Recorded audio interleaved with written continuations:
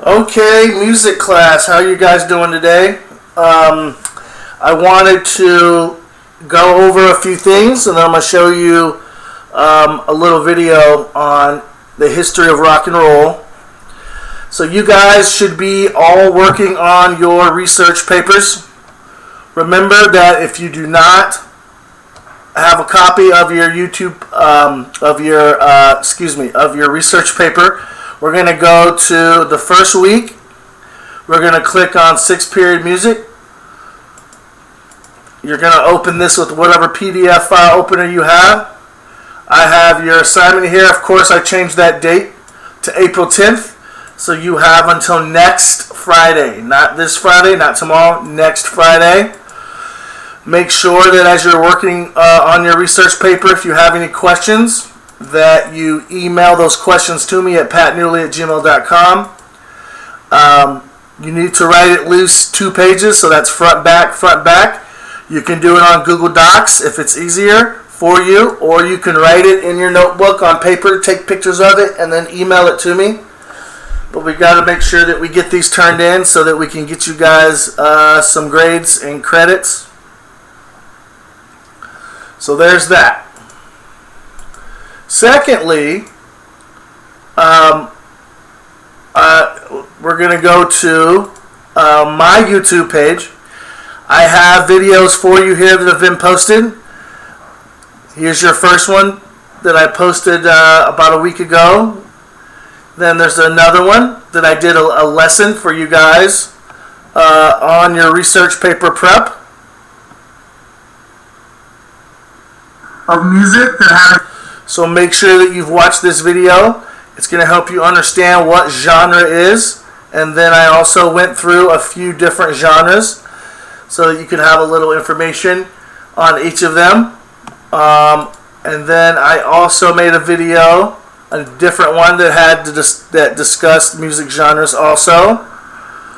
So make sure that you guys have watched all these videos and started writing your pop music research paper, because we got to get these done so we can get you some grades.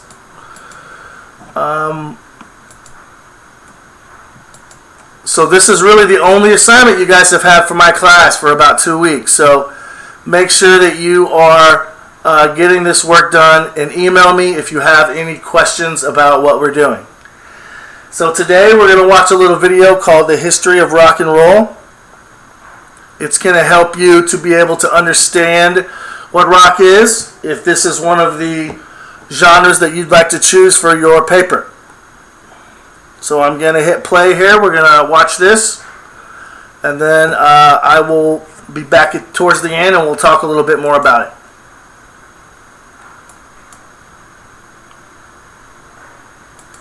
Lay it on me, Daddy-O. I'm JT Curtis, and this is the history of rock and roll, the 1950s.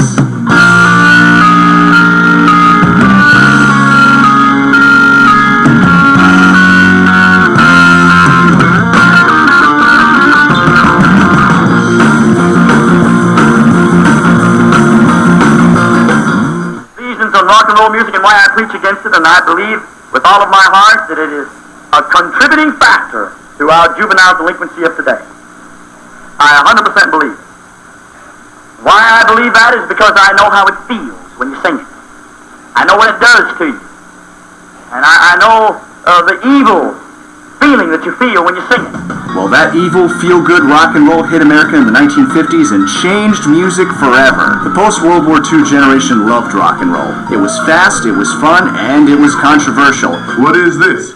This is devil music. And 60 years later, rock and roll is still going on strong.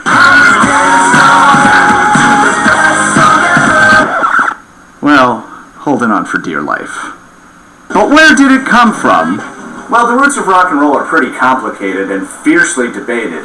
What was the first rock and roll song? Oh, tiptoe through the window, by the window, that is where all become tiptoe through the No.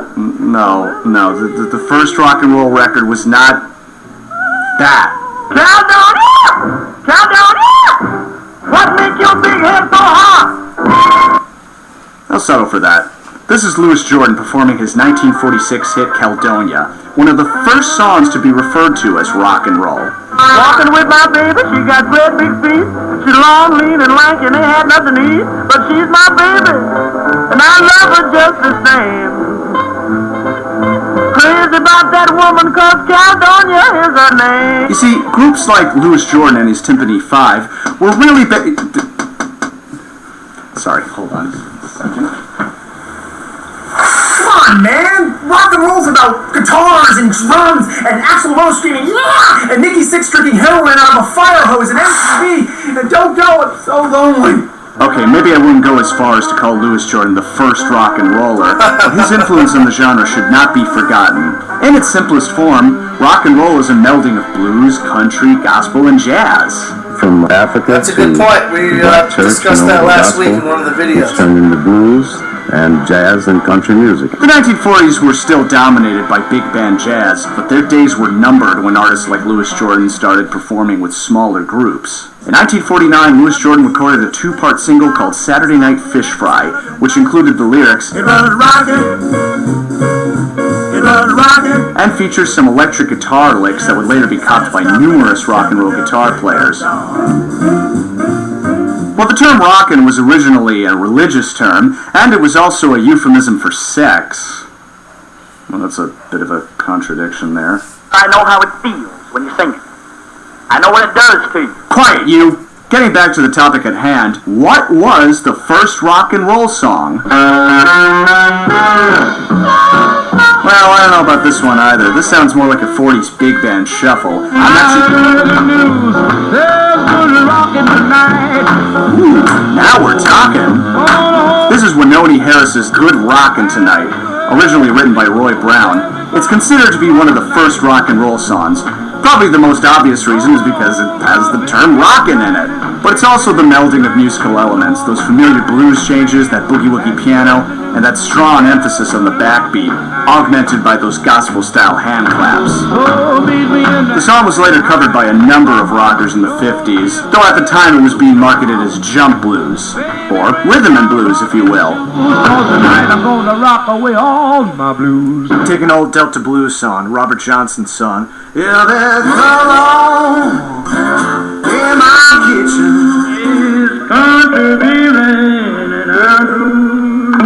Take the same song, played up tempo, and it's completely different. Yeah, come on in my kitchen. It's gonna be raining outside. Rock and roll is nothing but rhythm and blues up tempo. And rhythm and blues up tempo is boogie woogie. Other contenders for first rock and roll song include Jimmy Preston's 1949 hit Rock the Joint, producing an exciting party atmosphere. I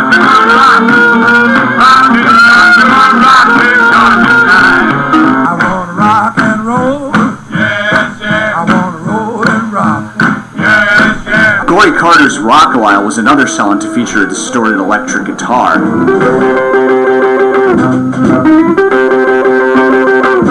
Feeling good this morning, I feel like I wanna rock a while. And a lot of this was... Sorry. Hello? Yeah, hi, isn't this an episode about the 1950s? How did you get this number? It's a YouTube video, it doesn't matter. Hey, give me that phone. I gotta call my accountant. Account? You don't have an accountant? Yeah.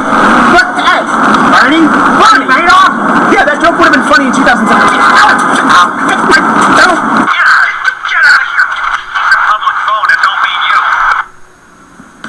Well, as the 1950s opened, Fats Domino's piano-driven blues record, The Fat Man, became a huge hit, featuring his smooth voice and drummer Earl Palmer's strong backbeat.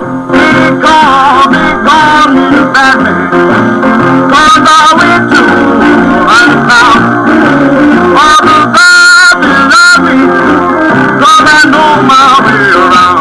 Well, what they call rock and roll now is rhythm and blues. I've been playing for 15 years in New Orleans. Piano and horns were still the dominant instruments by this time. Jackie Brenston recorded Rocket 88, produced by Sam Phillips for Chess Records. You women have heard of jalopies, you've heard the noise they make, but let me introduce my new Rocket 88. Yes, it's straight, just one way. Everybody likes my Rocket 88. Baby, we'll ride in style, moving all along. featuring Ike Turner's band with Willie Kizzard on guitar. A very, very distorted electric guitar. Knowing Ike Turner, he probably kicked the amp so badly it just ended up sounding like that. Why won't you make me sound better? The song was a huge hit and widely considered to be the first rock and roll song.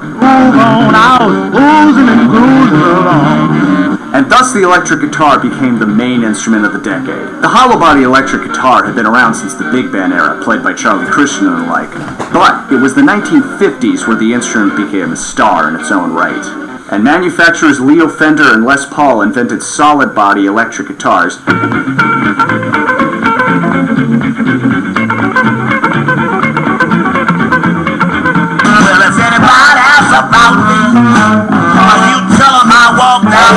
One of my favorites. You won't listen to.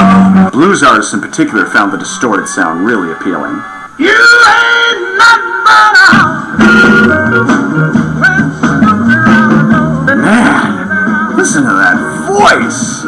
That's Big Mama Thornton singing her 1953 hit Hound Dog, written by renowned composers Jerry Lieber and Mike Stoller. Man, she's got more balls than most modern-day male singers.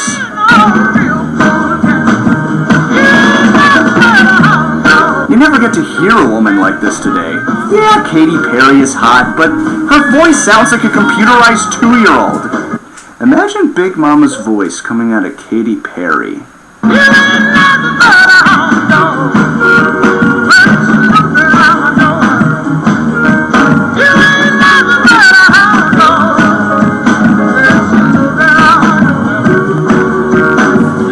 Chicago, Illinois was really the hotspot for electric blues artists.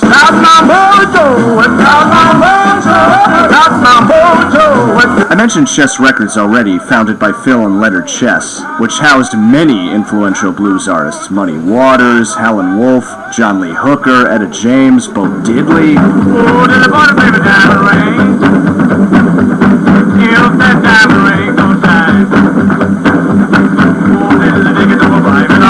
Bo Diddley released his hit, Bo Diddley, which popularized a new beat called the Bo Diddley beat. Yeah, he really liked that name, didn't he? It's all one chord, the lyrics allude to a nursery rhyme. It's totally unique. Nothing else sounds like it.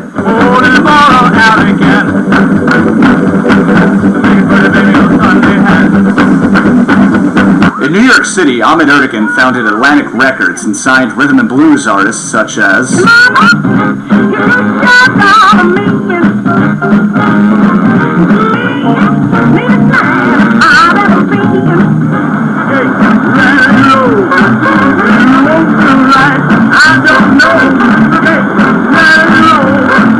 and a young Ray Charles singing his first hit, Mess Around. people too high, mess around.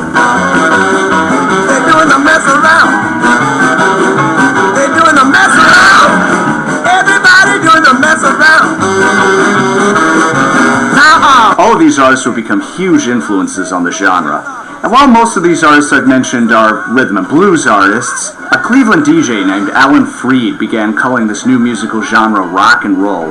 This is Alan Freed, the old king of the Moondoggers, and it's time again for another of your favorite rock and roll sessions, blues and rhythm records for all the gang in the Moondog Kingdom. His Moondog show attracted teenagers, both white and black, and launched rock and roll into popularity.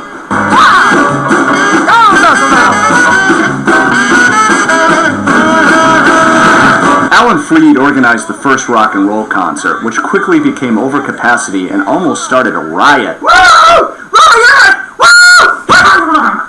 And soon after, older generations spoke out against rock and roll, including religious groups who considered it to be the work of the devil. I know what it does to you.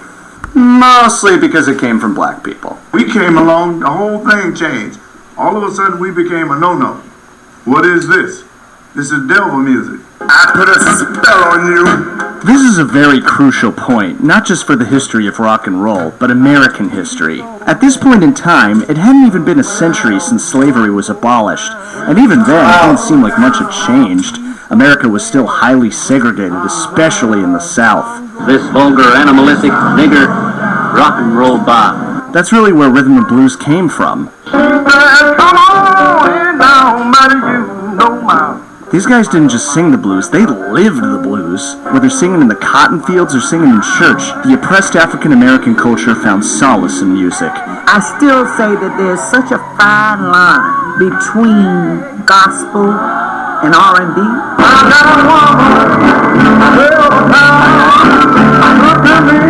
It was uplifting, it was soothing, a form of spiritual healing. And I think that's why the younger generation, white kids included, found rock and roll so appealing. Apart from it being fun to dance to and rebellious in nature, rock and roll and rhythm and blues was just pure emotion. Real, authentic human emotion of people who channel the injustices of society to create art. There's no black or white in this music. You feel it in your soul. You've got to be colorblind other than whatever moves you, moves you. I don't know if I'd go as far to say that rock and roll broke down the racial barrier, but it certainly played a pivotal role in American civil rights. It was 1955 when Rosa Parks refused to sit at the back of a segregated bus. And it just happened to be the same year that Richard Penniman released Tutti Frutti.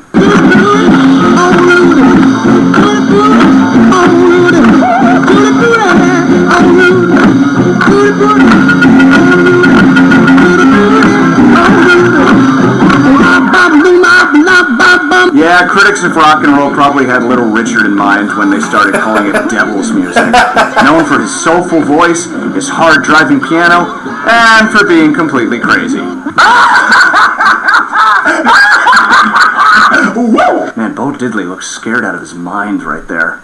But Tutti Frutti is a classic rock and roll record. It also features a great sax solo by Lee Allen.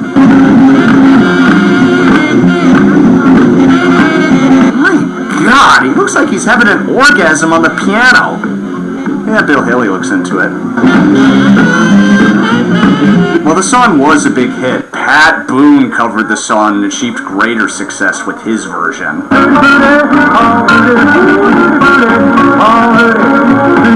Wow. This is so friggin' white. And here this man that came and took my song. And not only did he take Tutti Frutti, but he gonna even take Long Tall Sally.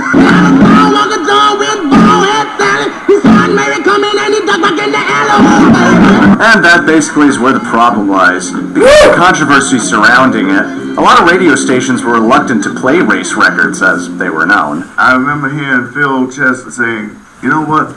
If we could get a white kid to play this song, we could get it played. In the early 50s, a country and western group called Bill Haley and the Comets had recorded... Okay, fellas, we're going to stop right there today with this particular video. But as you can see, the history of rock and roll is very, very complex.